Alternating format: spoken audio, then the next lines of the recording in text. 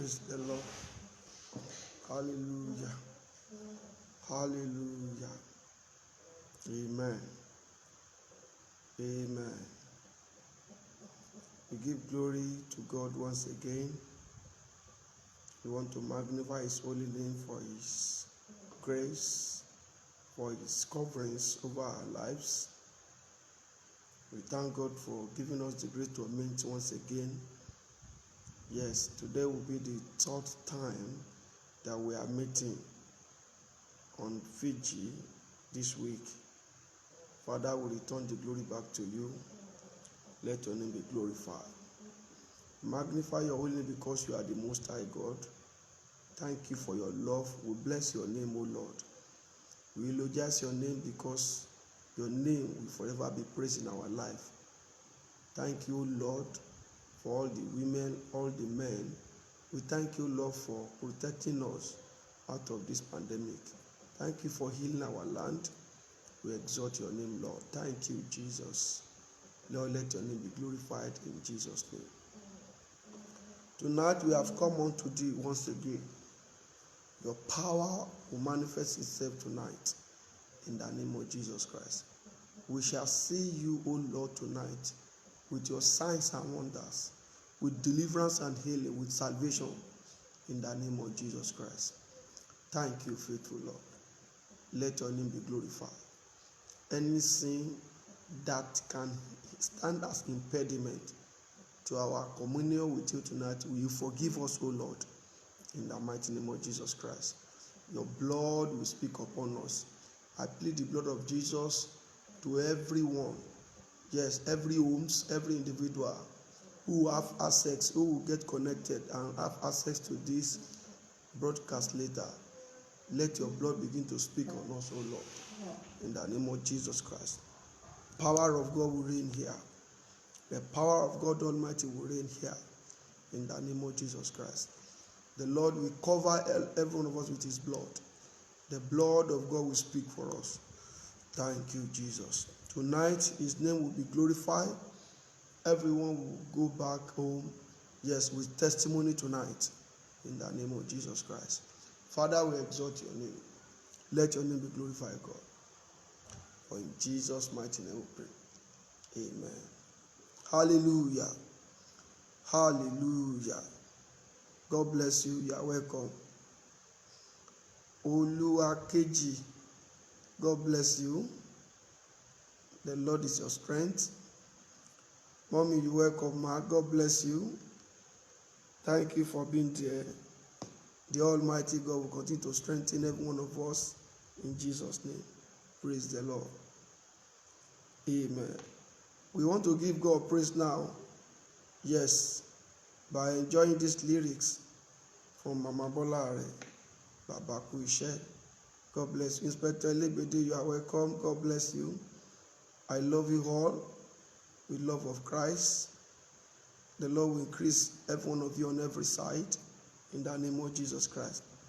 My Lord Bishop, God bless you, sir. God bless you. Thanks for your love. The Almighty will continue to increase your anointing in the name of Jesus Christ. Amen.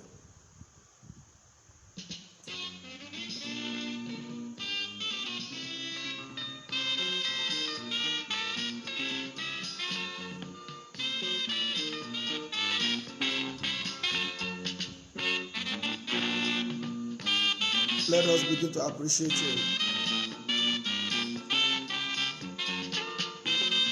Let's begin to magnify His holy name.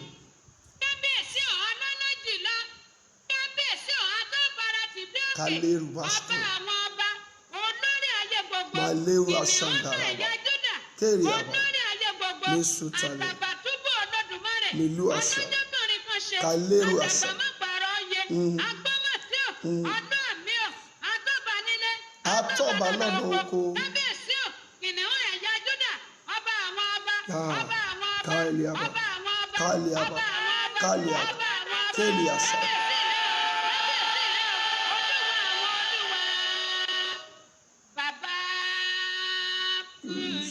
Baba, Baba, Baba, àpáta ayérayé, láńbé wúrà, alágbára gíga, ògbénu wúndí aṣọlá, àjàkárí ayé, ọba tó wẹ̀ṣẹ̀ wa nù, ọba tó ń gbé níga, ọba tó ń wo gbàrún, àwògbàrún má gbẹ̀jẹ́, ọlọ́run ayérayé, ọmọ aládé wúrà, ọlọ́run bàbá lọ́la, bàbá kú iṣẹ́ o, bàbá kú iṣẹ́, kú iṣẹ́, kú iṣẹ́. Kú iṣẹ́, kú iṣẹ́, kú iṣẹ́. Kú iṣẹ́ rẹ̀ o, ọba ògo. Kú iṣẹ́ rẹ̀ níjọ̀wọ́n ni. Nínú ìwé Lúùkù,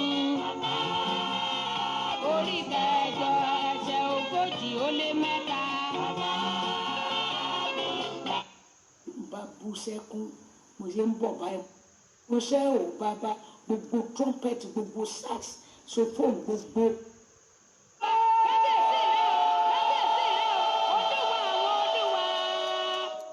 Bàbá kú iṣẹ́ o, bàbá. Àpáta Bàbá kú iṣẹ́ o, bàbá. Àpáta ayérayé, ọmọ aládé wúrà, alágbára gíga, ògbénu wúndí aṣọlá, àjàkárí ayé, ọba tó wẹ̀ṣẹ̀ wa nù, ọba tó ń gbé níga, ọba tó ń wo gbàrún, àwògbàrún má gbẹ̀jẹ́, ọlọ́run ayérayé, ọmọ aládé wúrà, ọlọ́run bàbá lọ́la. bàbá kú iṣẹ́ o, bàbá. Kú iṣẹ́, kú iṣẹ́, kú iṣẹ́. Bàbá kú iṣẹ́ o, bàbá. Kú iṣẹ́, kú iṣẹ́, kú iṣẹ́. Let's give God praise. Ẹ kí Ọlọ́run kú iṣẹ́ nínú ayé rẹ, nínú ayé ọmọ. Kú iṣẹ́ rẹ̀ níjọ̀wọ́n. Ó pàápàá jùlọ ní àkókò pandemic yìí. Ẹ kí Ọlọ́run kú iṣẹ́. Kú Orí iṣẹ́. kẹjọ, ẹsẹ̀ 40 Bàbá kú iṣẹ́ o, bàbá. Ayé onísun ẹ̀jẹ̀. Bàbá kú iṣẹ́ o, bàbá. Ìsun ẹ̀jẹ̀ ọdún 12. Bàbá kú iṣẹ́ o, bàbá. Ó ti náwó náírà. Ṣùgbọ́n lọ́jọ́ kan, Lọ́jọ́ àfiyèsí kan, ó gbọ́ pé Jésù wà ní ìgboro. Ó bá sáré dọ́dọ̀ Jésù. bàbá kú iṣẹ́ o, bàbá. Ó fọwọ́ kan sẹ́tí aṣọ rẹ̀. Àní lójú ẹsẹ̀, Kú iṣẹ́ o, bàbá. ìsun ẹ̀jẹ̀ ọdún 12. Ó mọ́ láúláú. Kò sóhun tí bàbá ò lè ṣe. Alágbára gíga. Bàbá ẹ fi ọpẹ́ fún Olúwa torí tí ó ṣe o, torí àánú rẹ̀ dúró láéláé. Kú iṣẹ́ o, bàbá. Nínú ìwé Jọ́ọ̀nù, Kú iṣẹ́ o, bàbá. orí 11. Bàbá kú iṣẹ́ o, bàbá. Nínú ayé Lásárù. Kú iṣẹ́ o, bàbá. Lásárù òkú ọjọ́ 4. Bàbá kú iṣẹ́ o, bàbá. Àti Mèrí ti sọkún títí. Ṣùgbọ́n nígbà tí Jésù dé, Bàbá kú iṣẹ́ o, ó bàbá. ní Lásárù kò mà kú o. Kú iṣẹ́ Ó o. ní sísìn. Give him praise, give him praise, give him praise, give him praise, give him praise. Give him hallelujah. Bá lọ sí bòjì Lásárù. Bàbá kú iṣẹ́ o, bàbá. Ó bá gbójú sókè. Nínú ìwé Jọ́ọ̀nù, Bàbá kú orí iṣẹ́ o. 12 ẹsẹ̀ 15.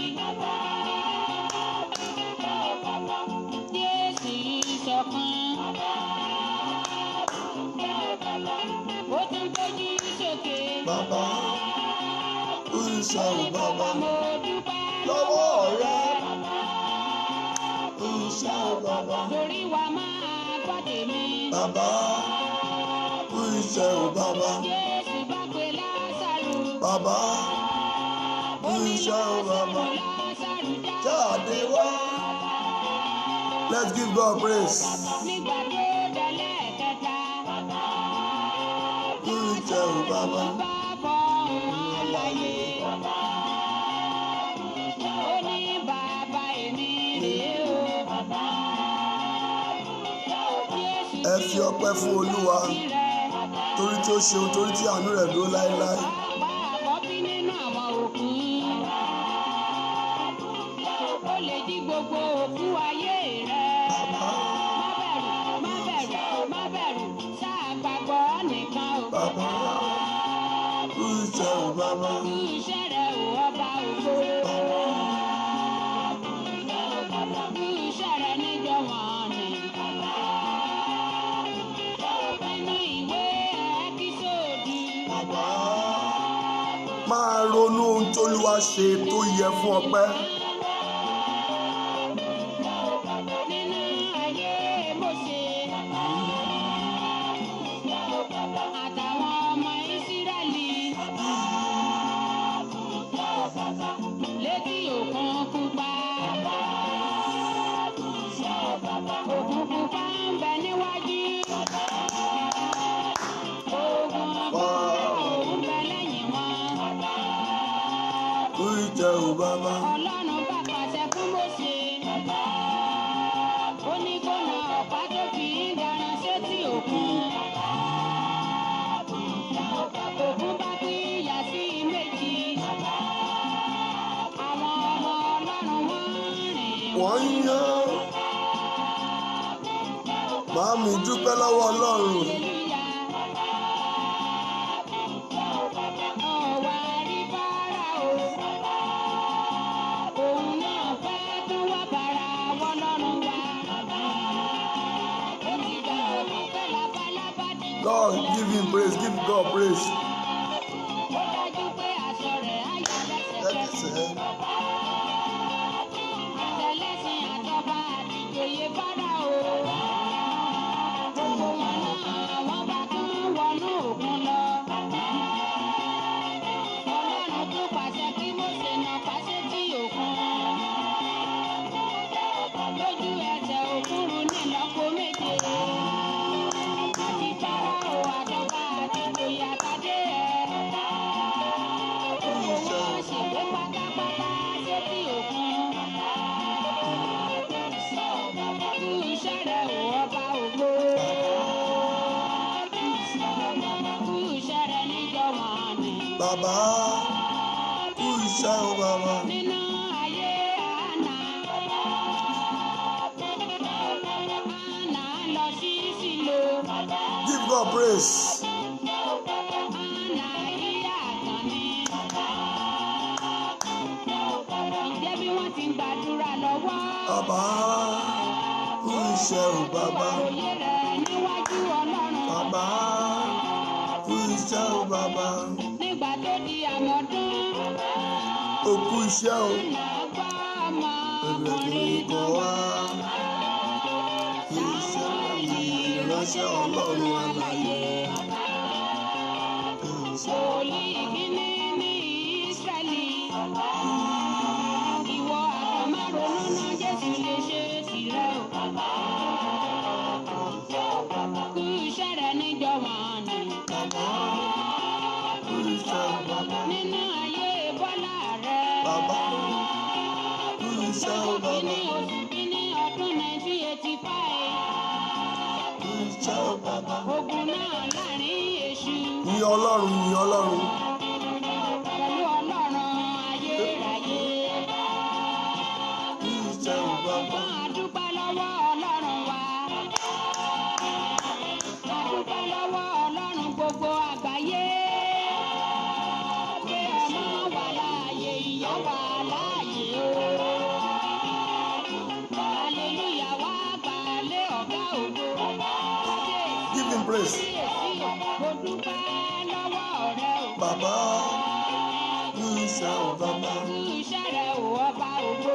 Bàbá kú iṣẹ́ o Ọkọ̀ tó bàbá. sọ pé ayé Jábésì di rere. Kú iṣẹ́ o Ọkọ̀ tó bàbá. sọ odò Márà di dídán. Bàbá kú iṣẹ́ o. Mímọ́ ò lè Ṣètò ayé rẹ̀ o bàbá. gbogbo ìṣòro ayé rẹ̀ ni Jésù lè kó lọ o. Kú iṣẹ́, kú iṣẹ́, kú iṣẹ́. Kú iṣẹ́, kú Ẹ iṣẹ́. jẹ́ á yin Ọlọ́run lálẹ́ yìí. Kú iṣẹ́, kú iṣẹ́, kú iṣẹ́. Kú iṣẹ́ o bàbá. Praise the Lord. Praise the mighty Jesus. Amen. Hallelujah. Hallelujah. Hallelujah. Hallelujah. Mo ń kí gbogbo wa ní alẹ́ yìí. Welcome every one of you all over the world. God bless you mightily and richly in Jesus' name. By the special grace of God, you will never go back the way you came in Jesus' name. The Almighty God will visit you and give you triumph over any issue disturbing your life. Your victory is guaranteed in the name of Jesus Christ.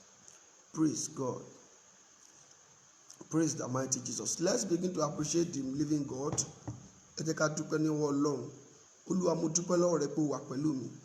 If not because God is with you, tell me what you will be saying now.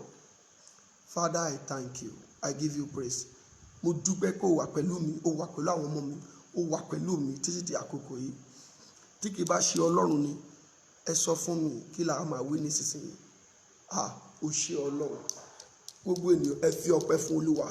A máa tó máa béèrè lọ́wọ́ ẹ̀ ń sìn. Give him praise, give him praise, give him praise. Ẹ fi ọpẹ́ fún, ẹ fi yìn fún. Ẹ fi ọpẹ́ fún Olúwa wa Olúwa. Torí àánú rẹ̀ dúró láéláé. Ẹ fi ọpẹ́ fún Olúwa wa Olúwa. Torí àánú rẹ̀ dúró láéláé. Torí àánú Ọlọ́run tó dúró. Àánú ẹ̀ tí ò ní pẹ̀kun. Ẹ jẹ́ á fi ọpẹ́ fún. Ẹ fi ọpẹ́ fún Olúwa. Nítorí tó ṣeun, torí àánú rẹ̀ dúró láéláé. Bàbá ayérayé a yìn ọ́ lógo. We give you praise, we give you honor. Magnify his holy name because of his grace upon your life, of his mercy, of his kindness, of his favor. Appreciate God, appreciate God. Ẹ fi ọpẹ́ fún Olúwa. Ẹ̀yin. Bẹ́ẹ̀ni pé káyìn lára wo lóhùn òkè, káyìn lára wo lóhùn goro. Ọba ńlá, alágbára ńlá Jákọ́bù tí ó fi ayé rẹ̀ sílẹ̀. Fi ọpẹ́ fún Olúwa. Ẹ fi ọpẹ́ fún Olúwa. Ẹ fi ọpẹ́ fún Olúwa. Ẹ fi yìn fún. Mo fi yìn fún. Ọba tó mọ ìbẹ̀rẹ̀ mi. Mo fi yìn fún. Ọba tó mọ ìbẹ̀rẹ̀ mi. Alpha Omega. Ìwọ lọ́pẹ́ yẹ o. Ológo àtọlọ́lá. Mo fi yìn fún. Give God praise, give him praise. Olúwa ẹ ṣé o. Olúwa ẹ ṣé. Olúwa ẹ ṣé. Gbogbo ènìyàn ẹ yìn Olúwa lálẹ́ yìí. Ẹ fi ọpẹ́ fún Olúwa. Ẹ fi yìn forúkọ mọ́ rẹ̀. Ẹ yìn lára òun lóhùn òkè. Ẹ yìn lára òun lóhùn gbòòrò. Give God praise, give God praise. Give him praise tonight, give him praise. Appreciate him over your life, over your work, over your businesses, over your job, over your children. Yes, appreciate him, appreciate him. Magnify the Lord. Oh, magnify the Lord. The Lord is able. Father, we magnify you. We magnify you. We exalt your name, Lord. Thank you, Jesus. Thank you, Jesus. Thank you, Jesus. Ó ṣé pé mo rí àánú gbà o. Ó ṣé o bàbá tí mo rí àánú gbà o. Torí kì í ṣe gbogbo ènìyàn ló rí àánú gbà. Mo dúpẹ́ pé mo rí àánú gbà o. Mo ṣọpẹ́ pé mo rí àánú gbà o. Torí kì í ṣe gbogbo ènìyàn ló rí àánú gbà. Dúpẹ́ lọ́wọ́ Ọlọ́run. Gbogbo èèyàn kan ló rí àánú gbà. Ọlọ́run tó fi àánú hàn lórí ayé rẹ, lórí àwọn ọmọ rẹ. Ó fi àánú hàn ọ́. Àánú Ọlọ́run tí ò láfiwé. Dúpẹ́ ní ọwọ́ Ọlọ́run. Ẹ fi ọpẹ́ fún Olúwa. Ẹ fi ìyìn fún o. People of God, give him praise, give God praise. Give God praise, give him praise, give him praise. Appreciate him, appreciate God. Appreciate God in your life. Appreciate God, appreciate God. Appreciate him, appreciate him. Father, we exalt you, we exalt you. We magnify your holy name. Let your name be glorified, Lord. Thank you, Jesus. For in Jesus' mighty name, we have given thanks. Amen. Amen. Amen. Daddy, once again, we thank you. We exalt your holy name. Thank you, O Lord, for this week. This evening, tonight, is the last Fiji of this week. Thank you for Monday Fiji. Thank you for Wednesday Fiji. We are giving you glory. Yes, for this Friday Fiji. We thank you. We exalt your name. Daddy, be thou exalted in Jesus' name. Thank you, O Lord, for being with us. Thank you for keeping us. Thank you, O Lord, for averting evil. Yes, out of our life. We give you praise. Father, be exalted in Jesus' name. We are at your presence now, O Lord. Any sin, Father, forgive us in Jesus' name.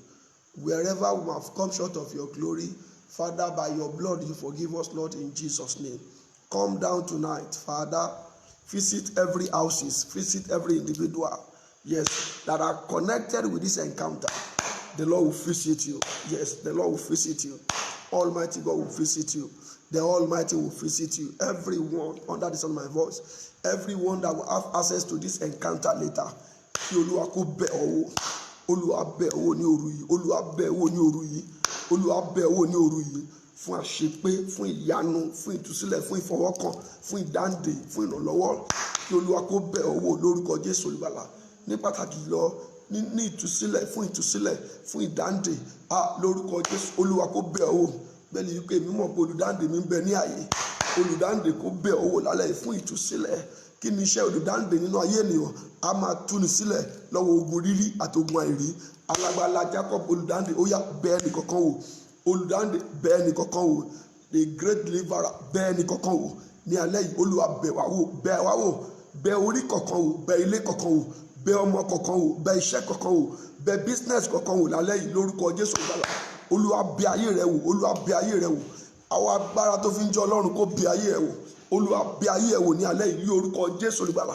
Gbogbo ẹni tó wà ní abẹ́ omi ní alẹ́ yìí ó yá gba ìbẹ̀wò Olúwa lórúkọ Jésù, gba ìbẹ̀wò Olúwa.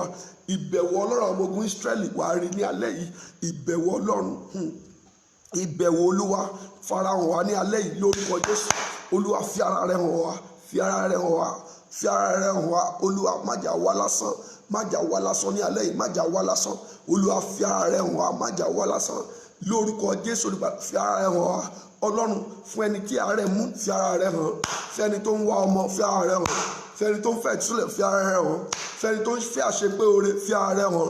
Fún ẹni tó yẹ pé ó ń fẹ́ ìwé ìgbélú, Olúwa fi ara rẹ̀ hàn ní alẹ́ yìí.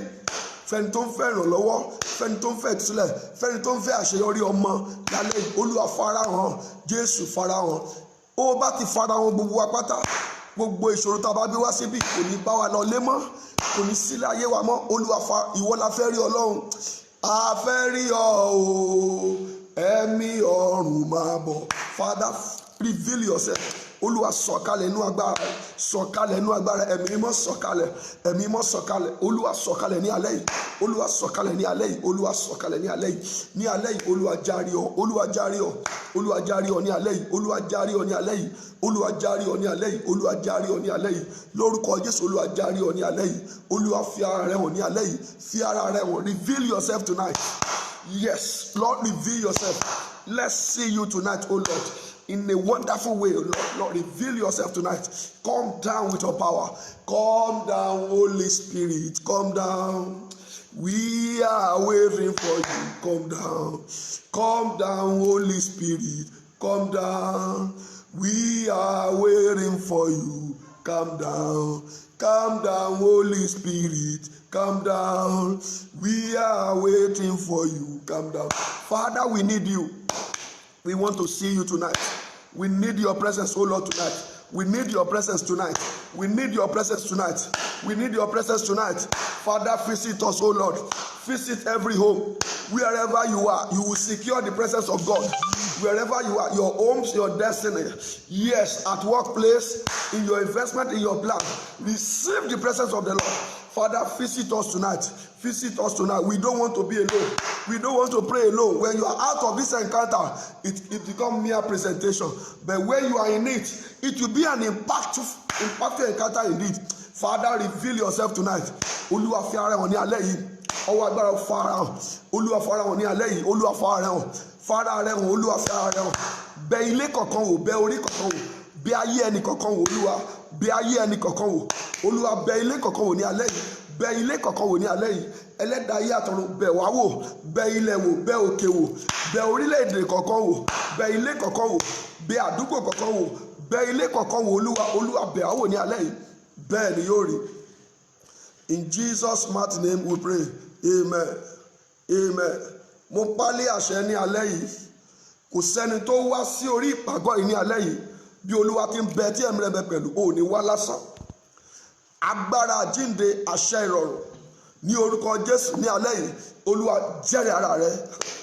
Fi agbára ẹ̀wọ̀n ní alẹ́ yìí, olúwa ní orúkọ Jésù Kristi. Fi ara ẹ̀wọ̀n ní alẹ́ yìí. Mo béèrè agbára lọ́wọ́ Ọlọ́run, agbára tó máa ń túni sílẹ̀ lọ́wọ́ àdánù, agbára olúwa tó máa ń túni sílẹ̀ lọ́wọ́ ìdè, agbára olúwa tó máa ń gbani lọ́wọ́ ìdè ilé, ìdè ẹbí, ìdè ìran ní orúkọ Jésù. Olúwa rán agbára yẹn wá ní alẹ́ yìí lórúkọ Jésù Kristi. Olúwa ní alẹ́ fi agbára rẹ̀ hàn. Gbogbo ẹnikẹ́ni tó wà lábẹ́ ohùn mi, o máa rí ìbẹ̀wò Ọlọ́run ní alẹ́ yìí. Ìfọwọ́kan Ọlọ́run, ìfọwọ́kan Ọlọ́run, ìfọwọ́kan olúwa, ìfọwọ́kan Ọlọ́run, ìfọwọ́kan olúwa ní orúkọ Jésù. Ó bá pàdé ní alẹ́ yìí lórúkọ Jésù. Kí olúwa kó fi ọwọ́ kan ní alẹ́ yìí. Ẹlẹ́dàá ayé àtọ̀run kó fi ọwọ́ kan ní alẹ́ yìí. Kí o rí ìbẹ̀wò olúwa lálẹ́ yìí. Ìbẹ̀wò tí ó tú ọ sílẹ̀ tó fi ní ìṣẹ́gun, tí wàá fi ní ìdáǹdè. Gbogbo ẹni tó wà lábẹ́ omi wà ní ìbẹ̀wò olúwa lálẹ́ yìí. Ìgbéyàwó rẹ, ayé rẹ, àgọ́ rẹ, yes, ọmọ rẹ, iṣẹ́ rẹ, ètò ìṣúná rẹ yóò ní ìbẹ̀wò Ọlọ́run ní alẹ́ yìí. Ibi tí Ọlọ́run bá ti bẹ̀wò, ibẹ̀ kì í wà bákan náà mọ́ lórúkọ Jésù Kristi Olúwa. Ẹnìkan wà níbí ní alẹ́ yìí, ẹ̀mí mímọ́ sọ pé o nílò ìgbéníjà. Yes, o nílò ìgbéníjà. Yes, say amen loud and clear. God will visit you to take vengeance from you. The Lord will take vengeance on your behalf. Olúwa yóò gbé ọ níjà. Ibi tí olúwa ti fẹ́ bá wa pàdé rèé, olúwa bẹ̀ ẹ́ wò láti gbé ọ níjà. Olúwa bẹ̀ ẹ́ wò. Gbogbo ẹ̀yin tẹ́ nílò ìgbéníjà Ọlọ́run, ẹ gba agbára Ọlọ́run àti ìbẹ̀wò rẹ̀. The power of God and his visitation will fight for you in the name of Jesus Christ. Will fight on your behalf. The Lord will take up the matter from you. He will take up the matter from you. The matter that is facing your business, that is facing your career, that is facing you maritally, the challenges that is facing you, the Lord take up the matter. Receive his power and his presence. He will fight for you. The Almighty will fight for you. Even níbi tó lè dé, ibi tó ju ẹ ò tó, ibi tí ipá ẹ ò tó, mo rí olúwa. Ipa Ṣédrákì, Méṣákì àti Ábẹ́dínígò kò ká iná ìléru. Ṣùgbọ́n nígbà tí olúwa dé tó bẹ̀ wọ́n wò, káì iná di yìnyín kàlérù àbàtà. Iná yí padà, ó di bí ìtura lẹ́jù àvàsà. Mo pálí àṣẹ fún ìlóyún, fún ìgbéyàwó, oh my God, fún ọ láti tàtà jèrè, láti jẹ́ kí business yẹn kó má kú mọ́ ẹ lọ́wọ́. Gba agbára àti ìbẹ̀wò olúwa lórúkọ Jésù. Ìbẹ̀wò olúwa á gbé ọ níjà níbi tí ọ́fíìsì ẹ wà, níbi tó ti ń ṣiṣẹ́, where you are at your workplace, where your office being situated. Yeah. I see God fighting for you in Jesus' name. Lọ́wọ́ àwọn tó lágbára jù ọ́. Yes, àwọn tó ní agbára jù ọ́, wọ́n gbọ́n jù ọ́, wọ́n ní agbára jù ọ́, wọ́n lóye jù ọ́.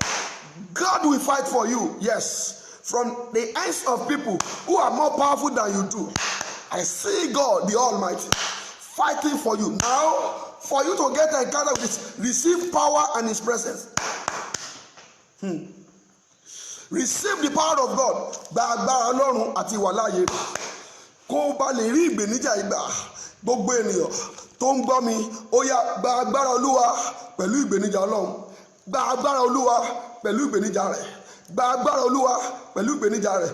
Kí Olúwa kó gbé ọ níjà ní òru. Àkókò yákòókò yóò tó wà. Lìjà elújùrú mùsùlùmí àkàbà. Olúwa gbé ọ níjà lórúkọ Jésù Kristi. Ẹni tó dá ayé àti ọ̀run ní orúkọ Jésù kó gbé ọ níjà. ọba àwọn ọba, olúwa àwọn olúwa, bí kàńdàkàlà túndàlẹ́ àbáṣẹ́ra, olúwa gbé ọ níjà lórúkọ Jésù. Ẹni mọ́ṣẹ́lì gbé ọ níjà ní alẹ́ yìí, ò ní wá lásán, ò ní wá lásán, bẹ́ẹ̀ ni ẹ̀mí wí ní orúkọ Jésù Kristi olúwa wa. Àmín, àmín, àmín lórúkọ Jésù. Before we go into the word, I want you to pray this prayer. And the prayer is in the book of Proverbs, Psalm 27 and verse number 2. Psalm 27 and verse number 2. Praise God. When the wicked, even my enemy and my foe, come upon me to eat my flesh, they stumble and fell. Nígbà tí àwọn ènìyàn búburú, àní àwọn ọ̀tá mi àtàbínúkù mi súnmọ́ tòsí láti jẹ ara mi, wọ́n kọsẹ̀, wọ́n sì ṣubú. Ẹ pe orúkọ Jésù níbi tẹ́ wà. Gbogbo àwọn tó ń wá ìṣubú mi, tí wọ́n rìn, they walking towards the north, to the south, to the east, looking for my downfall. Ẹ pe orúkọ Jésù kẹ́ bá Ọlọ́run sọ̀rọ̀. Olúwa jẹ́ wọn kọsẹ̀ kí wọ́n ṣubú. Gbogbo àwọn tó ń wá ìṣubú ọmọ mi, àwọn tó ń wá ìṣubú iṣẹ́ mi, àwọn tó ń wá ìṣubú ayé mi, whosoever is looking for my downfall, the downfall of my business, the downfall of my life, the downfall of my career, Father, jẹ́ wọn kọsẹ̀ kí wọ́n ṣubú. Let them stumble and fall. Prayer in the name of Jesus Christ. Whosoever is looking for your downfall, gbogbo ẹnikẹ́ni tó bá ń wá ìṣubú mi, gbogbo ẹni ń wá ìṣubú ọmọ mi, Olúwa jẹ́ wọn kọsẹ̀ kí wọ́n ṣubú. Bá Olúwa sọ̀rọ̀. Ẹni ń wá ìṣubú mi, ẹni tó ń wá ìṣubú mi, tó ń wá ìṣubú àwọn ọmọ mi, tó ń wá ìṣubú iṣẹ́ mi, tó ń wá ìṣubú ilé mi, tó ń wá ìṣubú ìgbéyàwó mi, tó ń wá ìṣubú iṣẹ́ mi, tó ń wá ìṣubú iṣẹ́ ọmọ mi, tó ń wá ìṣubú ọ̀nà mi, àlìyàkàbà. Olúwa jẹ́ wọn kọsẹ̀ kí wọ́n ṣubú. Pray that prayer very well. Gbogbo ẹni tó ń wá ìṣubú mi, tó ń wá ìṣubú àwọn ọmọ mi, gbogbo ẹni tó ń wá ìṣubú iṣẹ́ mi, gbogbo ẹni tó ń wá ìṣubú ọkọ mi, tó ń wá ìṣubú ìyàwó mi, tó ń wá ìṣubú iṣẹ́ rẹ, tó ń wá ìṣubú ọmọ rẹ, tó ń, oh my God, Olúwa bì wọ́n ṣubú. Kàlérúà, jẹ́ wọn kọsẹ̀ ní ìrìn àjò yẹn kí wọ́n ṣubú. Jẹ́ wọn kọsẹ̀. Kàlérúà skandalaba skenderia le fus kontulia shandaha uru musundalia. Bíbélì ló sọ bẹ́ẹ̀. Ẹ gbọ́, ó nígbà tí àwọn ènìyàn búburú, àní àwọn ọ̀tá mi, àwọn ènìyàn búburú, àní àwọn ọ̀tá mi, yes, àti àwọn abínúkù mi tí wọ́n fẹ́ jẹ ẹran ara mi, oh my God, ó ní wọ́n kọsẹ̀, wọ́n sì ṣubú. Olúwa, gbogbo àwọn tó ń wá ìṣubú mi, tó ń wá ìṣubú iṣẹ́ mi, tó ń wá ìṣubú ìṣúná owó mi, Olúwa jẹ́ wọn kọsẹ̀ kí wọ́n ṣubú. Prayer in the name of Jesus Christ. Whosoever is looking for your downfall, the downfall of your business, the downfall of your children, the downfall of your career, the downfall of your job, the downfall of your husband, the downfall of your wife, the downfall of your children, the downfall of your even the downfall, yes, of your son-in-law, of your daughter-in-law. I decree they will stumble and fall. They will stumble and fall in the name of Jesus Christ. And don't wash your vision, don't wash your alare. That's whosoever is looking for the downfall of your vision, of your dream, of your aspiration, of your ambition, and the ambition of your children. Soon, they will stumble and fall in the name of Jesus Christ. Ọwọ́ Olúwa tí ò kúrú láti gbani. Gbogbo ènìyàn ẹ gbàdúrà ní òru yìí kàlẹ́rù ìsìkàndà yaba ṣáìdà. Gbogbo ẹni tó máa ń wá ṣòwò in Jesus mighty name we pray. Amen. Amen. Are you ready to pray? Gbogbo ẹni tó ń wá ìṣubú ògo mi. Somebody is here. Táwa ti ń gbàdúrà yìí. Olúwa ní kó gbàdúrà yìí dáadáa. Olúwa ní àwọn kan wà nídìí pé kí ìrànlọ́wọ́ ẹ ṣubú. Gbogbo ẹni tó wà nídìí tó ń fẹ́ kí ìrànlọ́wọ́ mi ó ṣubú. The help that is coming towards our direction. Some people want it stumble and fall. Now you are going to pray back to sender. Gbogbo ẹni tó ń wá ìṣubú ògo mi. Gbogbo ẹnikẹ́ni tó ń wá ìṣubú ìrànlọ́wọ́ tó tọ́ sí mi, tó tọ́ sí iṣẹ́ mi. Ẹ kọsẹ̀ kẹ́ ṣubú. Psalm 27 ló sọ bẹ́ẹ̀ verse 2. Ẹ kọsẹ̀ kẹ́ ṣubú. Àwọn ẹni bí àwọn ẹni. Whosoever is looking for my downfall and that of my family, they will stumble and fall. Prayer in the name of Jesus Christ. I say amen to it. Yes, so shall it be and it is confirmed. Irimusu is established already. Gbogbo ẹni tó ń wá ìṣubú ògo mi. I pray that ìṣubú ògo ọmọ mi, ìṣubú ògo iṣẹ́ mi, ìṣubú ògo ayé mi, ẹ ṣubú, ẹ máa kọsẹ̀ ni, ẹ ó sì ṣubú ní orúkọ Jésù Olùgbàlà. How many of you are praying? Please pray that prayer very well. Polus kandalia kasaida, rebus katalia jari musunda. Pray very well. Kela kulikenda leni Olúwa mo gbàdúrà. Gbogbo ẹni tó ń wá ṣubú ògo àwọn èèyàn wọ̀nyí, tó ń wá ṣubú ògo ọmọ yín, tó ń wá ṣubú ògo ọkọ yín, tó ń wá ṣubú ìrànlọ́wọ́ tó tọ́ sí ọ, ó ń wá pé kó ṣubú kó má dọ́dọ̀ ẹ, kí wọ́n kọsẹ̀ kí wọ́n ṣubú. Gbogbo ẹnikẹ́ni tó ń wá ìṣubú níbi tí ògo ẹ wà, ó ń wá ìṣubú fún ẹ níbi tí ìdìde wà, ẹ bá Olúwa sọ ní òru yìí. Olúwa bì wọ́n wó lórúkọ Jésù. Olúwa bì wọ́n wó. Àǹdí kàlẹ́ àkàmbàsà kó lè jìrà ìnàmà reverse control àkàbà. Jésù Kristi Olúwa wa.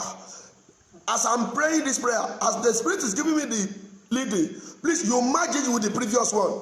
Now listen to me now. You are going to match 3 things together. Ẹni tó ń wá ìṣubú fún mi níbi tí ìdìde wà. So you are going to match it with ẹni tó ń wá ìṣubú fún ògo mi, ẹni tó ń wá ìṣubú fún ìrànlọ́wọ́ mi. Now 3 things together now. Tí n bá ti pè mí lẹ́yìn ilé, wà á tún wá dẹ̀ wọ́n mẹ́ta tẹ̀yìn. You have to pray tonight. Ẹni tó ń wá ìṣubú fún mi níbi tí ìdìde wà. Ẹni tó ń wá ìṣubú fún mi, fún ọmọ mi níbi tí ìdìde wà. There is rising. There is a greater opportunity. Yes. Where you are, where your children are, where your office are, where everything are. But some people are looking for a Lord. Let them stumble and fall. What they plan towards me, the evil they plan towards me, is happening to them. Are you with me? Are you people of God getting me right? Let me know if you are really getting me right. Gbogbo ẹni tó ń wá ìṣubú fún ọmọ mi níbi tí ìrànlọ́wọ́ wà. Níbi ọmọ ẹ wà gangan yẹn, ìrànlọ́wọ́ wà ńbẹ̀, àṣeyọrí wà ńbẹ̀, ìdìde wà ńbẹ̀.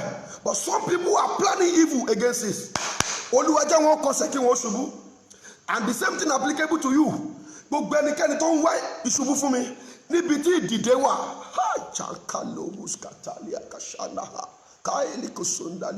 Ọlọ́run àwọn wòlíì. Gbogbo ẹni tó ń wá ìṣubú fún mi níbi tí ìrànlọ́wọ́ wà. Olúwa jẹ́ wọn kọsẹ̀ kí wọ́n ṣubú. Gbogbo ẹni tó ń wá ìṣubú fún ọmọ mi, ó ń wá ìṣubú fún iṣẹ́ mi, ó ń wá ìṣubú fún ọkọ mi. Yes, níbi tí ìrànlọ́wọ́ wà. Ọlọ́run má jẹ̀mú o. Olúwa jẹ́ kọsẹ̀ jẹ́ wọn ṣubú. Jẹ́ wọn kọsẹ̀ jẹ́ wọn ṣubú. Wà wá pápá mọ́tà tẹ̀yìn. Ẹni tó ń wá ìṣubú fún ògo mi, Olúwa jẹ́ kọsẹ̀ kó ṣubú. Ẹni tó ń wá ìṣubú fún ìrànlọ́wọ́ tó tọ́ sí mi, Olúwa jẹ́ oyè àdúrà kàlẹ́rù àskàntàlì àkàbàṣà ìdàbà. Rebos kantalia puskandalia fantulia chandaha konluria basa. Gbogbo ẹnikẹ́ni whosoever is looking for your downfall, where there is rising, there is rising, there is greater opportunity for you to get to the top, but they are just looking for your downfall there. They will stumble. Everyone must see that they will stumble in the name of Jesus Christ. Everyone look for a downfall at your workplace, in that country you are, wherever you are, they will stumble in the name of Jesus.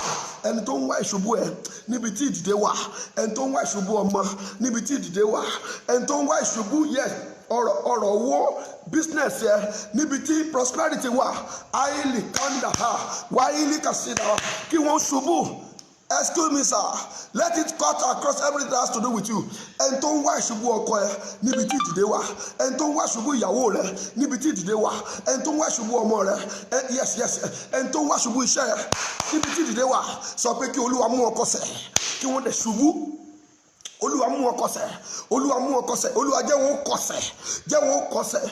Bíbélì ló wí bẹ́ẹ̀. Ó ní wọn kọsẹ̀. Wọ́n sì ṣubú. Hallelujah. Wọ́n kọsẹ̀. Wọ́n sì ṣubú kàlírúbì sẹ́ńdàlíà kàpá àfàṣà. Gbogbo ẹnikẹ́ni tó ń wá ìṣubú rẹ ní orúkọ Jésù gbàlà. Gbogbo ẹni tó ń wá ìṣubú ògo rẹ. Gbogbo ẹni tó ń wá ìṣubú ọmọ rẹ. Gbogbo ẹni tó ń wá ìṣubú iṣẹ́ rẹ.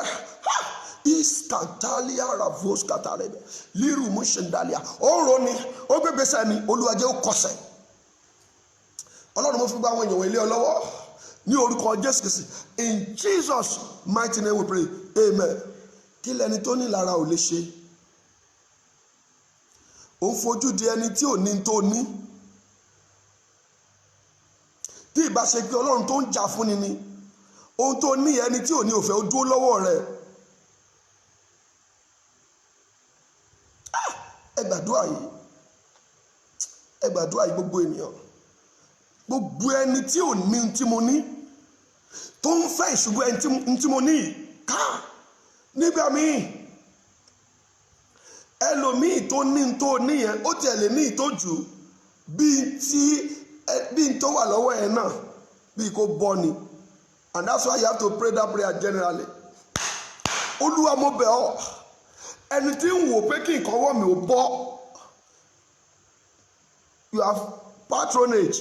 You are praying for more for people to patronize, yes, your product, and some people are envying you. Kí lẹ́yìn tó ní lára ò lè ṣe. Ẹ gbàdúrà igi burúkú ni tọ́lọ́run gbọ́dọ̀ fàtó. Ẹ pe orúkọ Jésù. Gbogbo ẹnikẹ́ni tí wọ́n bù tí ayé mi bí igi òdì pé kí nǹkan rere ọwọ́ mi kó bọ́, Olúwa jẹ́ wọn kọsẹ̀ kí wọ́n ṣubú. Tó bá gbìn wọ́n ti ayé ènìyàn, àìlèjà ìlàhà ìlìkàsá ìdáhà. Kéńtọ̀ wọn ò bá ké sára, àwọn ló máa bá ẹni ọ̀hún kanlẹ̀. Wọ́n ò bá ẹni ọ̀hún kanlẹ̀. Ẹ pe orúkọ Jésù. Gbogbo ẹni tí ò ní ti ń bẹ lọ́wọ́ mi tó ń wò bí kó ṣubú, Olúwa jẹ́ ó kọsẹ̀ kó ṣubú. Ẹni tó ní ju ohun tí mo ní tó ń wò pé tọwọ́ mi náà kó ṣubú, ṣóhun kan náà dáyé fún ni, Olúwa jẹ́ wọn kọsẹ̀ kí wọ́n ṣubú. Ohun rere tó wà lọ́wọ́ mi, ẹni tó ń wò bí kó ṣubú, ẹni tó kó ṣubú, Olúwa jẹ́ ó kọsẹ̀ pẹ̀lú ọ̀rẹ́ rẹ̀, jẹ́ ó kọsẹ̀ pẹ̀lú ìgbésẹ̀. Ó yá àdúrà kálẹ̀ pùskátálì àkàdàbà remo sindali ajarubi sinda ramos kendelia kapoli askandali kufriba. Ìrànlọ́wọ́ aláìlénìyàn, Ọlọ́run tó lọ ọkọrin kése. Gbogbo ẹni tó ń wo tó wà lọ́wọ́ rẹ̀ bí ó ṣubú, ẹni tó ní tó ní ju ohun tó ní tó ń wò pé kí tọwọ́ ẹ̀ ó ṣubú, mo pálí àṣẹ ohun rere tó wà ní ọwọ́ ẹ̀, ẹni tó ń wò bí kó ṣubú, lórúkọ Jésù ó yá kó kọsẹ̀ kó ṣubú. Káyélì kàṣáìdàwà. Èrò tí wọ́n rò sí ẹni bẹ́ẹ̀ ni kò ní ṣiṣẹ́, kó padà sí wọn lórí lórúkọ Jésù wà.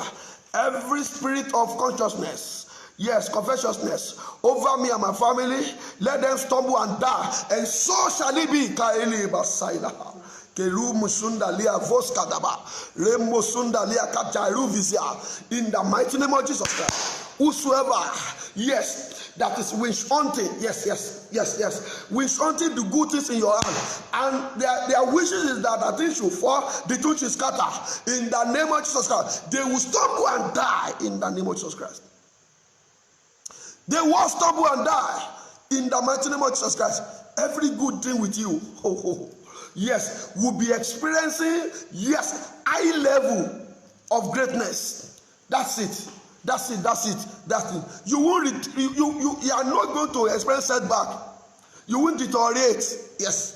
It's not permitted because you are being identified with progressive God, ever progressing God. Remosendalia kataba, irimuskundolia damua, vatulalia kaba. Ẹni tó gbọ́ mi, in Jesus' mighty name we pray. Amen.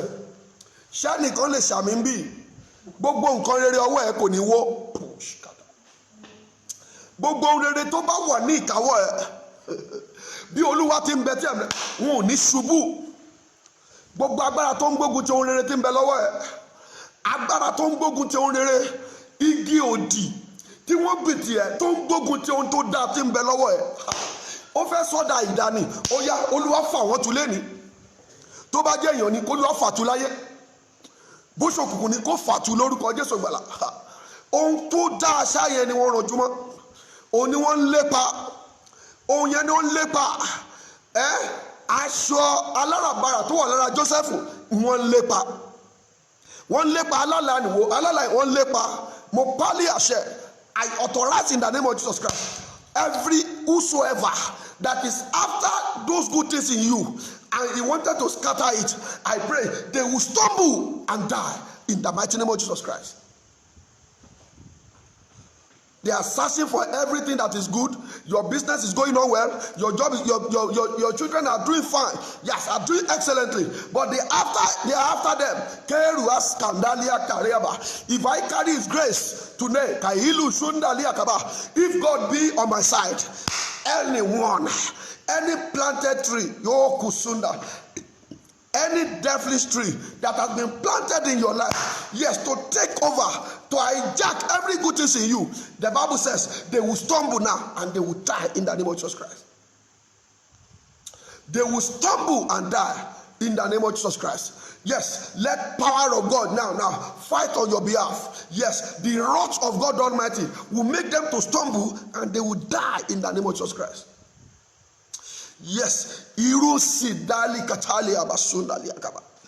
oh my God, I decree tonight, as the Lord liveth and Spirit liveth, the power of God will come upon you. Yes. Every evil tree planted against you, yes, to hijack, yes, to disturb the smooth running, the good journey of your children, they are uprooted. Be it man, be it animate or inanimate, they are uprooted in the name of Jesus Christ. They will seek to exit. You know, when a plant is being uprooted, it will shrink, it will wither, because they have been disconnected from the source. Yes,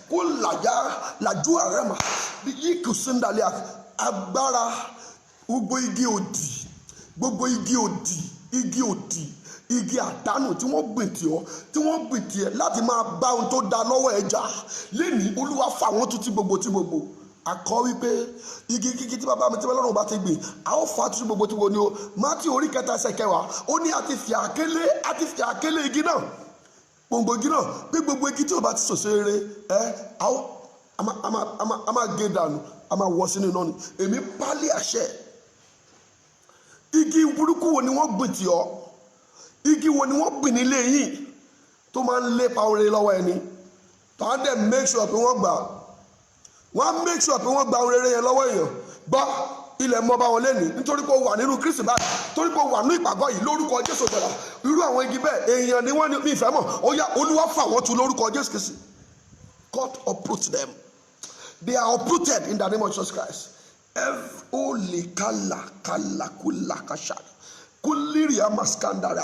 In Jesus' mighty name I pray. Amen.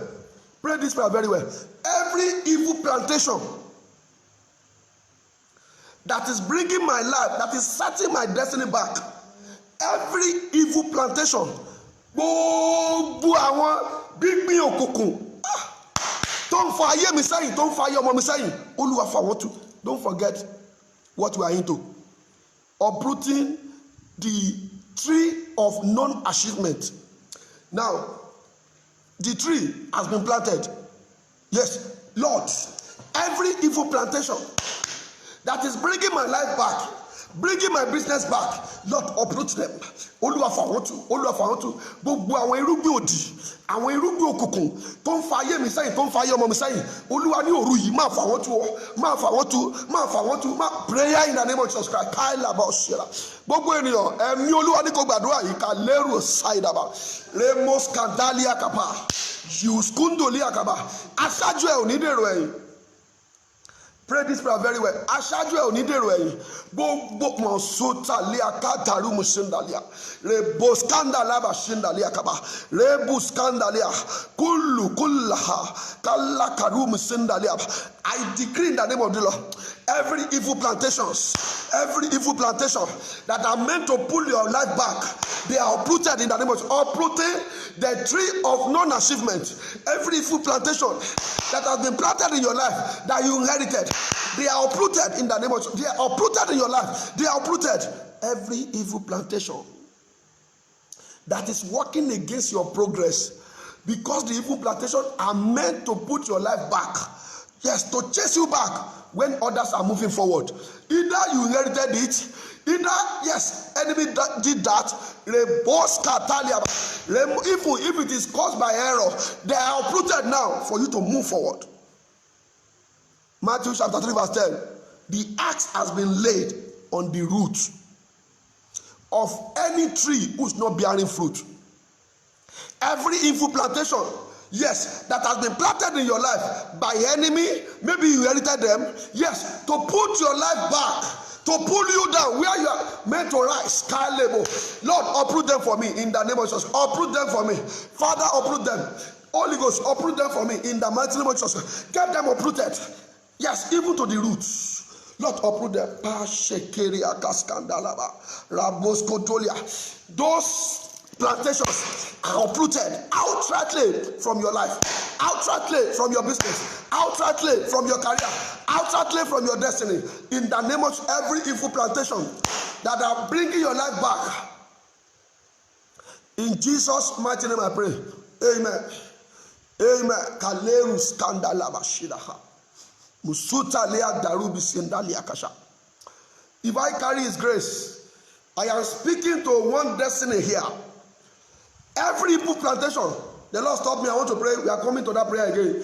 Every evil plantations planted by enemy, planted by friend, yes, enemy that looks like friend, by your colleague, by those who are envying you, by your rival, Kaleru skandalaba, Shedebo skandalaba, Rainbow skandalaba, that are meant to pull you back instead of you moving forward. If you can shout your amen, authority comes from above now. Uproot them now. They are uprooted in Jesus' name, and fire catch on them. As they have been uprooted, fire from heaven consume them, as the fire consumed the altar of Baal in the day of Elijah. I uproot every evil plantations, every evil plantation that you inherited, every evil plantation,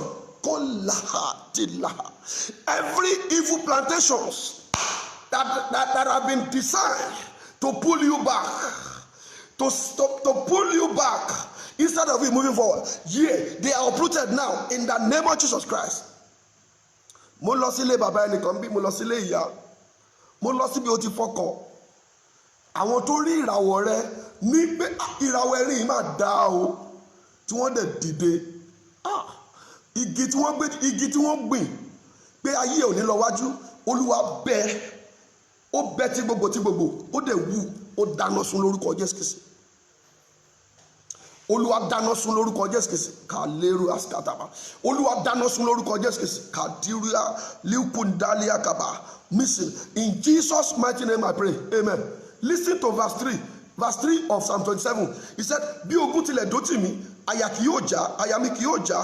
Bí ogun tilẹ̀ dé sí mi, nínú ẹnìkan, nínú èyí ni ọkàn mi yóò le. Listen to me. Every evil plantation that stand against you, that you are not going anywhere, wherever they are coming from, Father will uproot them now, and fire will consume them. Say your amen in Jesus' name. Fire, kenderu ashaikaba, kerum sindalia kapa. Every evil plantations, Lord, it is by grace that you gather these wonderful people, and I am delivering what you have sent me. Ohun tó rán mi ni mò ń ṣe Ọlọ́run o. Mi ò jíṣẹ́ ara mi. Iṣẹ́ tó rán mi ni mò ń jẹ́. Iṣẹ́ tó rán mi. It is by grace you gather these people unto yourself.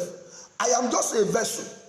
I decree every evil plantations that you don't see, but God have sent them, that is pulling your life back instead of you moving forward. They stand by you that you are not going anywhere. Now, today is their hand. This minute is their hand. They are uprooted, and God will consume them with his fire in Jesus' name. Mujuai liskataliaba. Matelua kaluribushidaha. Kaduria masanda lia kachaili busuda. Rula. Verse number 7 said, Bá Olúwa nígbà tí mo bá fi ohùn mi pè é, ṣàánú fún mi pẹ̀lú kí o sì dá mi lóhùn. Gbogbo ẹni tó wà lábẹ́ ohùn mi, ìdáhùn àdúrà yìí pé gbogbo igi kíkí tí bàbá mi ti Ọlọ́run, gbogbo igi àléso ayé rẹ, gbogbo igi ìpọ́njú, gbogbo igi ìdíwọ́, gbogbo igi ìdènà nínú ayé rẹ, lórúkọ Jésù, Olúwa fàtú lórúkọ Jésù Kristi. Igi tí wọ́n gbìn tí ò jẹ́ o tètè ní tó yẹ o ní. Igi tí wọ́n gbìn tí wọ́n fẹ́ kó pẹ́pẹ́pẹ́pẹ́. Ẹ̀gbọ́n tó Olúwa wí. Mommy, daddy, uncle, brother, sister, pray please very well. Every evil plantations that are meant to waste my season, to waste my time, be uprooted. Be violent with this prayer. I heard him talking to me. Be violent, please. Ever since the time of John the Baptist, the kingdom of God suffered violence, and the violence take it by force. Be violent with this prayer. Olúwa o, igi odi, igi òkùnkùn tí wọ́n gbìn láti fi àkókò àti ìgbà mi ṣòfò, láti fi àkókò ọmọ mi ṣòfò àti ìgbà ọmọ mi ṣòfò. Olúwa fàtú kò bọ̀ jóná, fàtú jóná.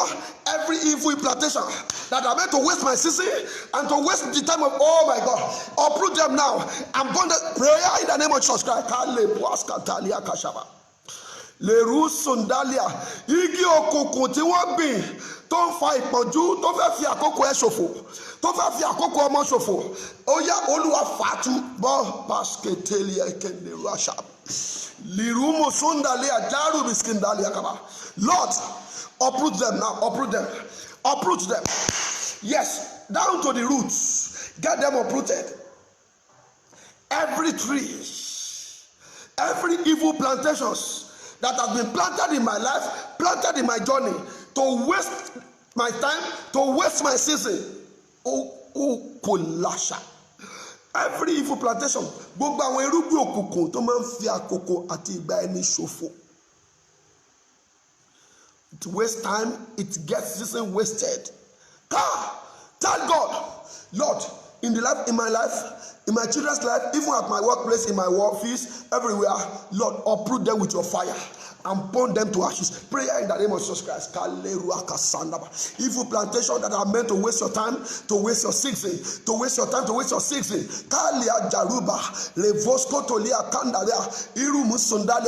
They are uprooted in the name of Jesus Christ. They are uprooted. Yes, down to the root. They are uprooted. They are uprooted, they are uprooted, down to the root, down to the root, down to the root, down to the root. They are uprooted. In Jesus' mighty name we pray. Amen. How many of you are saying amen? Tí mo bá ṣe ọmọ lọ́wọ́ Ọlọ́run tó ní ìpè orí mi. Gbogbo ẹni tó wà lábẹ́ ohùn mi yìí. Everyone under the sound of my voice, listen to me in the name of Jesus Christ. Every implantation, every evil plantations, every weak, yes, every plantation from the wicked, every plantation from your rivals, every plantation, yes, from your mockers,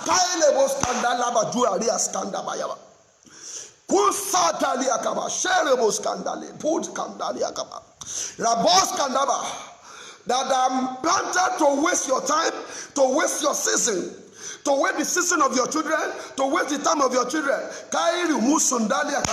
They are uprooted now in the name of Jesus Christ. Say your amen. Tan sami yìí, gbogbo igi òkùnkùn tí wọ́n gbìn láti fi ọjọ́ ayé rẹ ṣòfò, láti fi ọjọ́ ayé ọmọ ṣòfò, láti fi ìgbà rẹ ṣòfò. Gbogbo ìgbàanú, gbogbo ní àkókò wà fún. Ó yá, Olúwa fà wọ́n tú, iná jó wọn run lórúkọ Jésù Kristi. Oh, Holy Spirit. Kí Olúwa fà wọ́n tú, kí iná jó wọn run. Lọ́wọ́ irúgbìn òkùnkùn tó fẹ́ fi àkókò ẹ ṣòfò, tó fẹ́ fi àkókò ọmọ ṣòfò, ó fẹ́ fi ìgbà ẹ ṣòfò, ó fẹ́ fi àkókò iṣẹ́ ẹ, àkókò ìgbéyàwó ẹ, ó fẹ́ fi ṣòfò. Ó mi jáàlì àṣà ìdàbà. Pàápàá wọ́n ń ṣe ní rẹ̀jẹ̀rẹ̀jẹ̀, wọ́n fẹ́ waste time ẹ kó má bàa tètè ríṣẹ́, wọ́n fẹ́ fi àkókò ẹ ṣòfò nípa ìwé ìgbélú. Bọ́ ilẹ̀ mọ́ bá wọn lẹ́nu, irúgbìn yẹn Olúwa fàtú lórúkọ Jésù Kristi. Ẹni tó bá, oh my God, ṣó lẹ́ni tó yẹ kẹ́ ẹ pè báyìí, ṣó lẹ́ni tó yẹ kẹ́ ẹ ṣíà fídíò yìí, ó yẹ kẹ́ ẹ ṣíà ìkántà yìí fún, ṣó lẹ́ni tó yẹ kẹ́ ẹ ṣíà ẹ̀ fún ṣá, ṣó lẹ́ni tó yẹ kẹ́ ẹ ṣíà ẹ̀ fún ṣá. Ẹ bẹ̀rẹ̀ sí ní ṣíà ẹ̀ o, èmi pálí àṣẹ lórúkọ náà mọ́gò, ìrì mùsùlùmí àkàbà. Every evil plantations that are meant to waste your season, to waste your time, to waste your resources. That's number 3. They are uprooted in the name of Jesus Christ. You remember something in the scripture? Delilah was planted. Delilah was planted into the life of Samson to destroy him. And indeed, she destroyed Samson. Samson that was given back prophetically. Samson was as a result of prophecy. Yes, as a result of prophecy. But every virtue God created in him died one day with him. I want you to please say your amen. Every evil plantations that are meant to waste your time, to waste your season, to waste your resources, to waste your strength,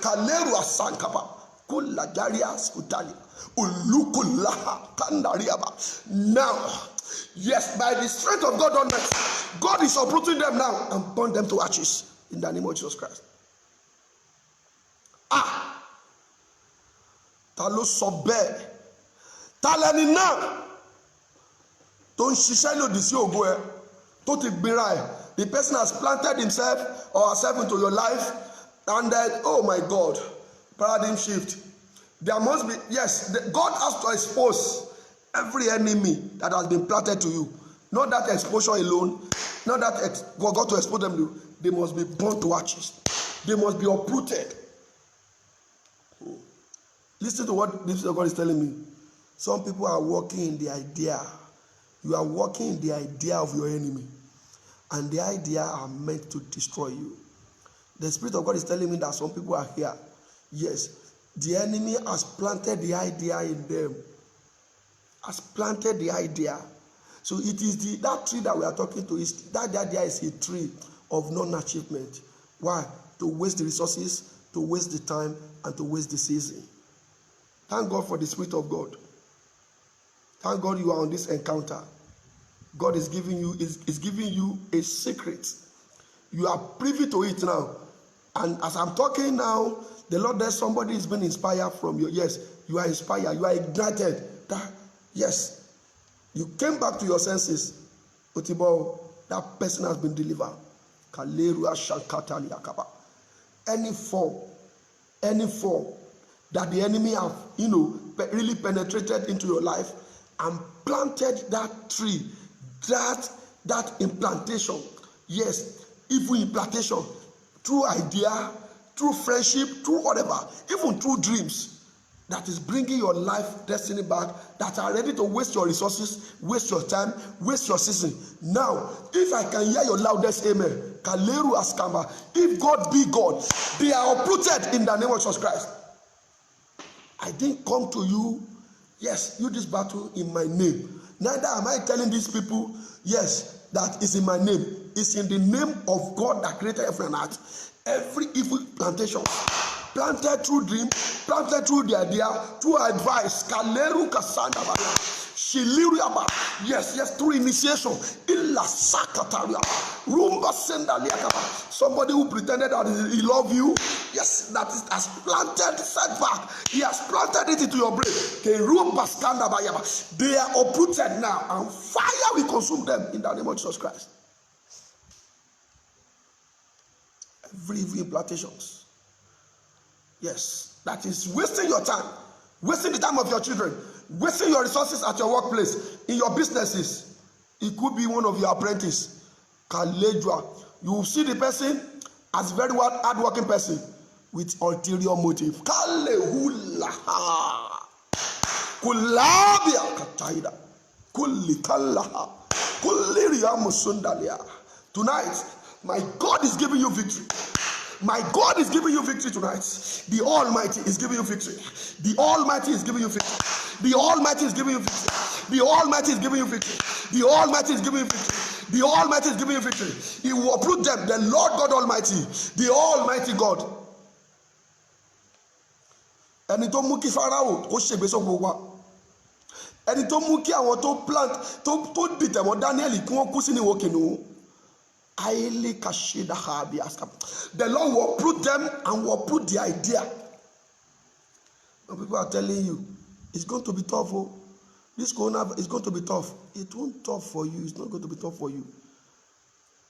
Don't forget, the Lord told me, and I told that I'm committed.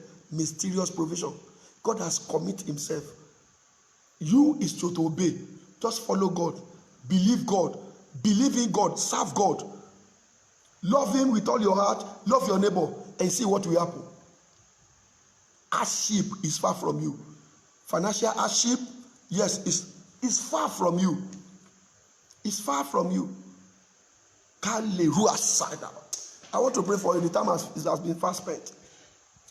I decree, where are your amen? Mo pali àṣẹ ní òru yìí. Mo sọ̀rọ̀ bí ẹni tí Olúwa ọ̀rọ̀ jáde àṣẹ tẹ̀lé. gbogbo ẹni tó wà níbí ọlọ́run ẹ gbọ́ mi lórúkọ Jésù igi tí wọ́n gbìn igi òkùnkùn tí wọ́n gbìn tí ayé ẹ pé kó máa mú kí àkókò ẹ sọnù wà á miss time ẹ wà á miss opportunity ẹ ó yá láti èní lọ igi yẹn Olúwa fàtú ó dẹ̀ dáná sun àwọn igi àfi àkókò ẹni ṣòfò àfi àkókò ọmọ ẹni ṣòfò àfi ohun ìní ẹni ṣòfò lẹ́ni Olúwa fà wọ́n tó ti gbogbo nílé bàbá ẹ nílé ìyá ẹ Olúwa fà wọ́n ti gbogbo ó yá ó dẹ̀ dáná sun wọn lórúkọ Jésù Kristi. Every tree that are meant to waste your time, yes, you are very brilliant. What have you? You are very brilliant.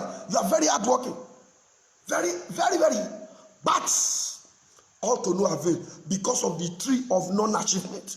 If I carry his grace, they are uprooted outrightly, and fire will gush in and burn them to ashes to exist no more in the name of Jesus Christ.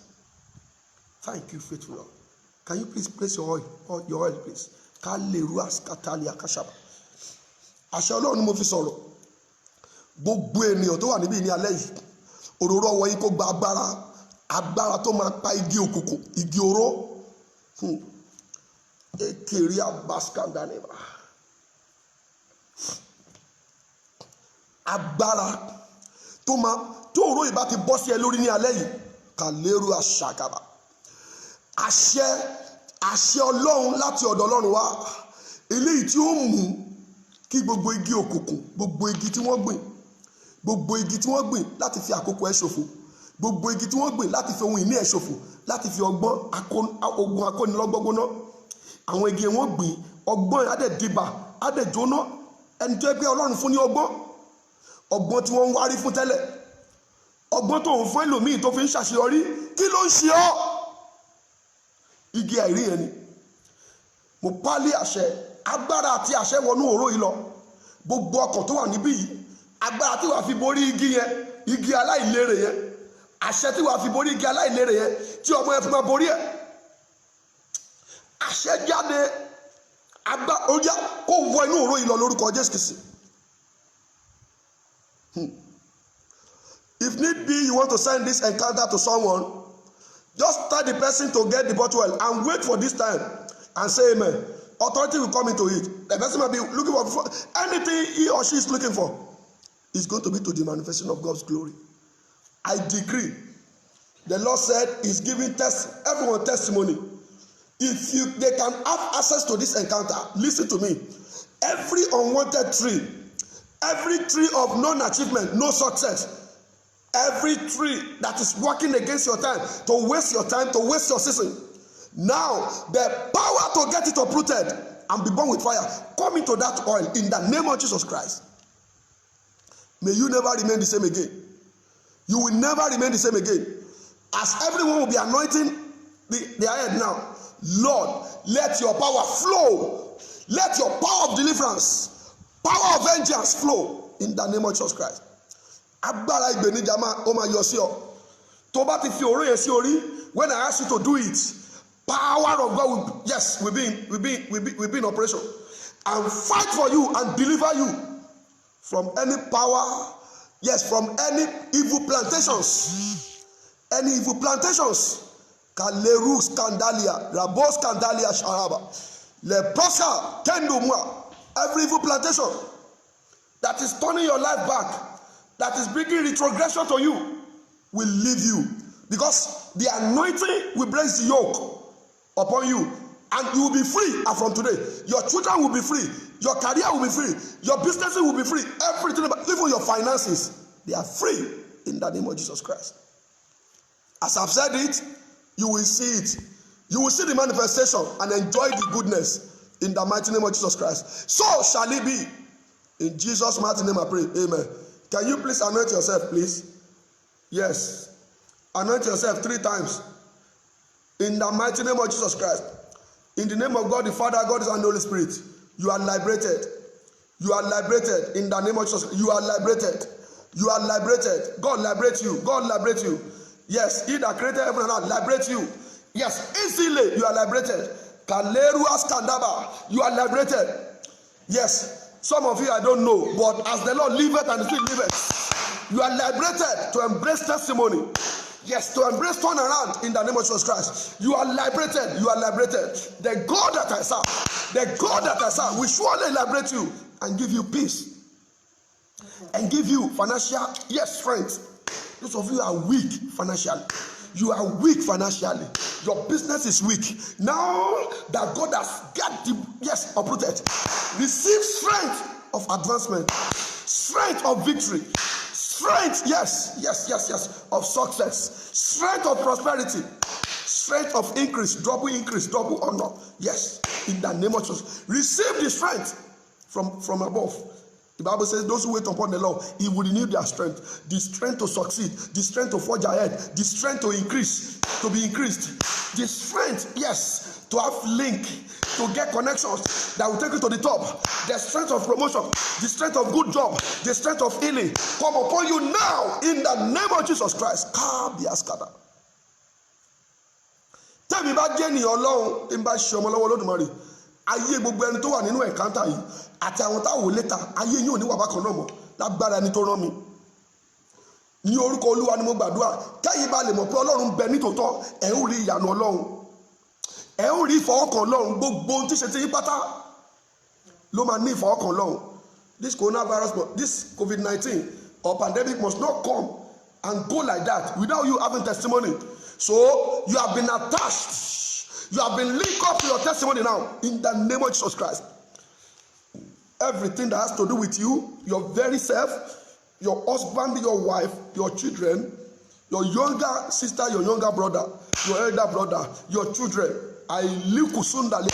you are connected to unique and unusual testimonies in Jesus' name. This evil implantation, will never work against you any longer. They are uprooted outrightly. You are free now. You are free. The Bible says, if the Son set you free, you'll be free indeed. Yes, enter into your turnaround. Enter into your glory in the name of Jesus Christ. Àwọn mélòó ló ń ṣàmì agbára àlùyọ gbénú ẹ. Kristẹni tó bá wà tí ò bá ní agbára Ọlọ́run jẹ́ ó lè ó yá gba agbára tó máa ń gbé ní ilé, agbára tó máa ń gbé ní sókè, agbára tó máa ń fi olóore fún mi, agbára tó máa ń gbé ní ilé, even wherever you are, all over the universe. Power that will catapult you, power that will raise you, power that will make help to come. Yes, at the due time, receive in the name of Jesus Christ. Ọjọ́ orí ẹ ò ní ṣòfò mọ́, ọjọ́ ayé ò ní ṣòfò, àwọn ohun tó ní kò ní ṣòfò mọ́ in the name of Jesus Christ. The Lord has renewed your strength. Yes, I impart you now in the name of the Lord. You are imparted with grace to advance. You are imparted with favor to advance. You are imparted with mercy to advance. You and your children in the name of Jesus Christ. You will all advance. You will all advance. It is mandated that you will advance in the name of Jesus Christ. You will increase in Jesus' name. Setback is never your portion in Jesus' name. Somebody here will continue that tomorrow. Listen to me. You needed to be restored. And your fortune to be restored. Listen to me, this voice, and shower your amen loud and clear.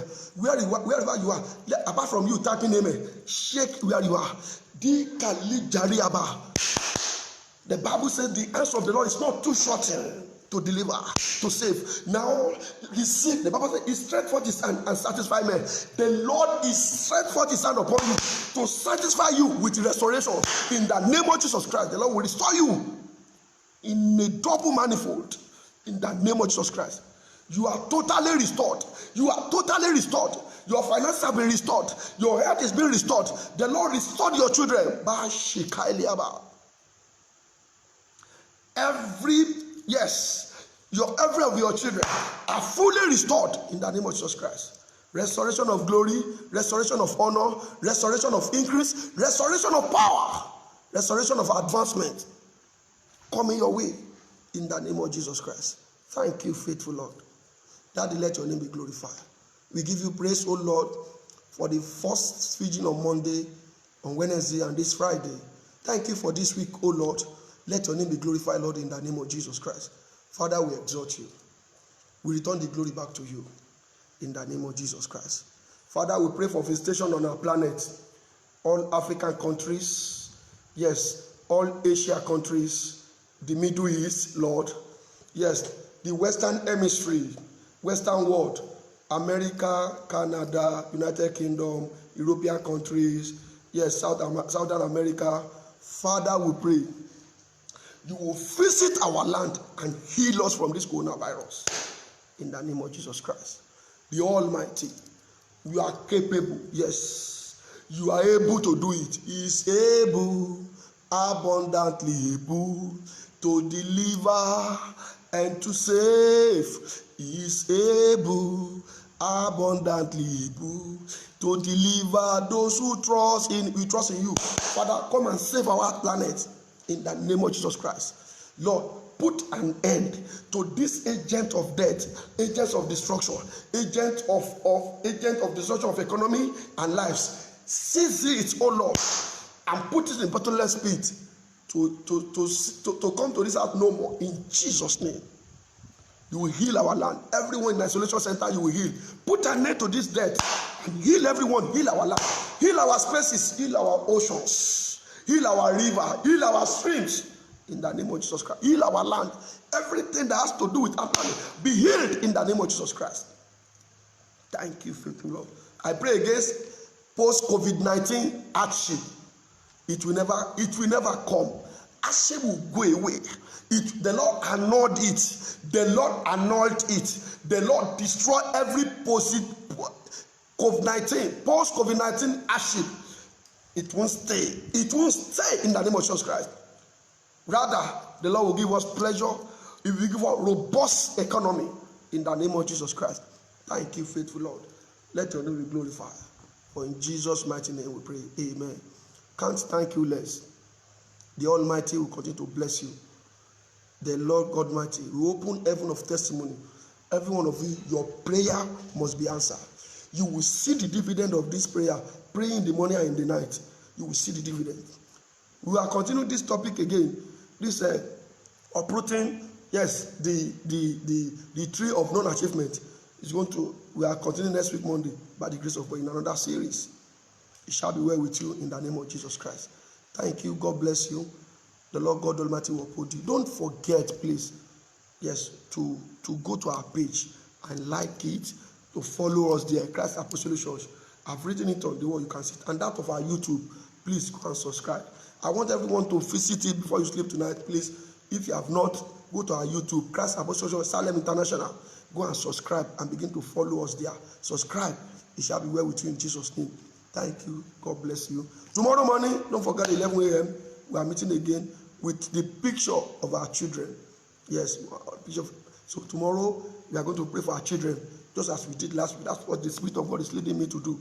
It shall be well with you. You won't lose that children. You won't lose them. Yes, your weeping on them is over, because now God will perform greater things that will make you happy on their lives. In the name of Jesus Christ. Thank you. Keep sharing.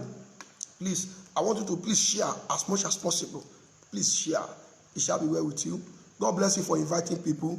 And those of you who have not started doing that, please do. Please do. It shall be well with you in Jesus' name. Thank you so much. God will honor you. The strength of Israel will uphold you. Wherever thou goest, you will prosper in the name of Jesus Christ. God bless you in Jesus' name. Thank you. The Lord will honor you. Don't forget to stay clean. Make sure you wash your hands regularly. And make sure you put on your nose masks anytime. And abide by the rules of the government that is guiding wherever you are all over the universe. This thing will soon go. Yes, it is going. It's dying already. It's dying. It will be nothing of the past in the name of Jesus Christ. And don't forget the less privileged. Make sure you take care of them. It shall be well with you. We are meeting tomorrow. Please make sure you get in contact with all your friends that they should be there tomorrow by 11 o'clock Nigerian time. It shall be well with you in Jesus' name. Stay blessed. Remain blessed in Jesus' name. The grace of our Lord Jesus Christ, love of God, fellowship of the Holy Spirit, rest and abide with us now and forevermore. Amen. Amen. Amen in Jesus' name. Let's shout 7 mighty hallelujah unto the Lord. Hallelujah. Hallelujah. Hallelujah. Hallelujah. Hallelujah. Hallelujah. Hallelujah. Amen.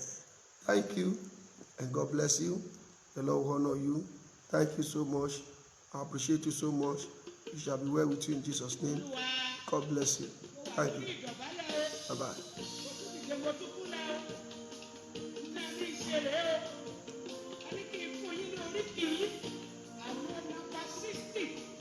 Make sure you share it.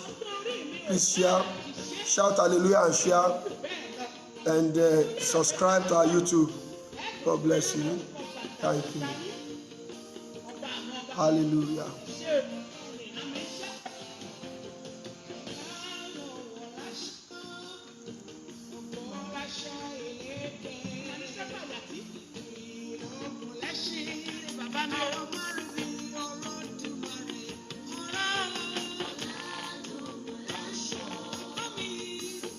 Thank you. God bless you. God bless you.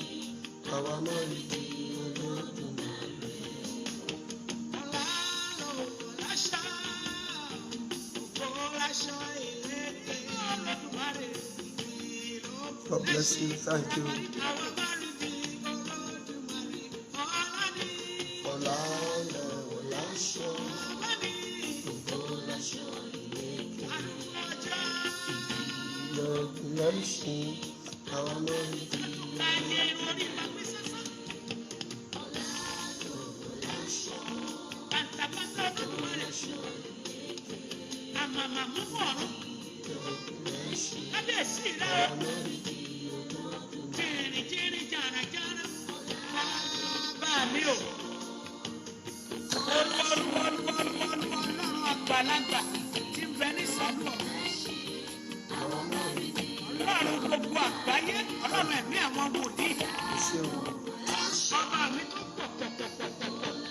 Thank you. Bye. Bye.